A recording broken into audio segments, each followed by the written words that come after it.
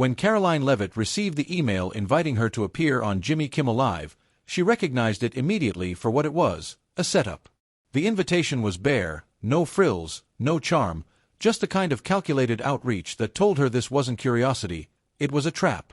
Kimmel didn't invite people like her unless he planned to turn them into a punchline. But Karoline wasn't just any guest. At 26, she was the youngest White House press secretary in U.S. history, armed with facts and experience that had already thrown the Washington press into a frenzy. She accepted the invitation, not because she underestimated the risk, but because she knew what she was walking into. The night of the taping, the studio was buzzing with usual pre-show activity. Makeup artists fluttering, producers pacing. Kimmel was already rehearsing lines aimed to mock. He quipped that Karoline was just barely old enough to rent a car, and the writers laughed. But the mood shifted the moment Karoline walked on stage. She wore a bold red suit, no notes in hand, just composed confidence. When Kimmel greeted her with sarcasm, she met it with poise. "This is either brave or foolish," he said. "Let's find out which," she answered without flinching, and to his surprise, the crowd laughed with her, not at her. Kimmel tried again. He mocked her youth, questioned her qualifications. She returned fire without raising her voice. He claimed to be well-researched. She pointed out his writer's spin more than CNN. The audience's energy tilted in her favor. She didn't dodge hard questions either.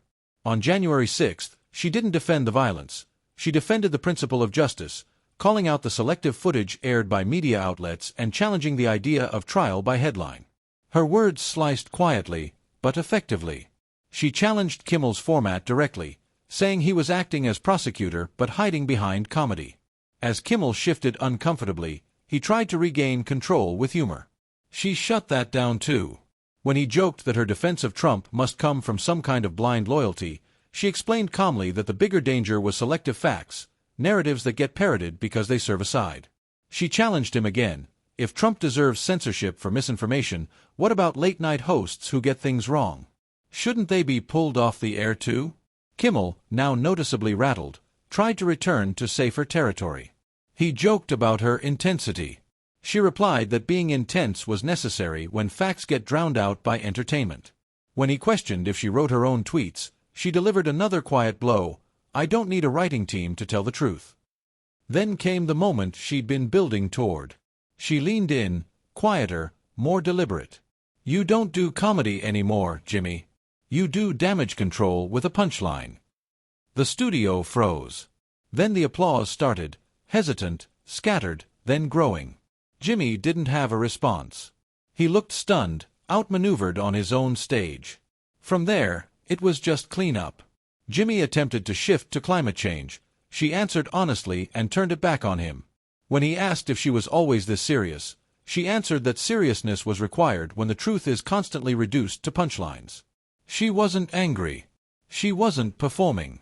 She was simply exposing a format that had gone unchecked for too long. After the interview ended, the impact was immediate. Clips flooded social media. The sentence, "You do damage control with a punchline," was shared across political lines. Even those who didn't agree with her politics acknowledged her calm, precise dismantling of the late-night host's usual tactics. There were no tantrums, no theatrics, just a quiet composure that couldn't be mocked into silence. In the days that followed, the fallout continued. Writers' rooms panicked. Headlines analyzed what went wrong for Kimmel. Political commentators noted the cultural shift. Karoline didn't gloat. She posted a simple message: "Truth is undefeated when you let it speak without a filter." And the world kept watching, replaying a moment that felt rare. Someone walking into the lion's den and not roaring or running, but winning with one line.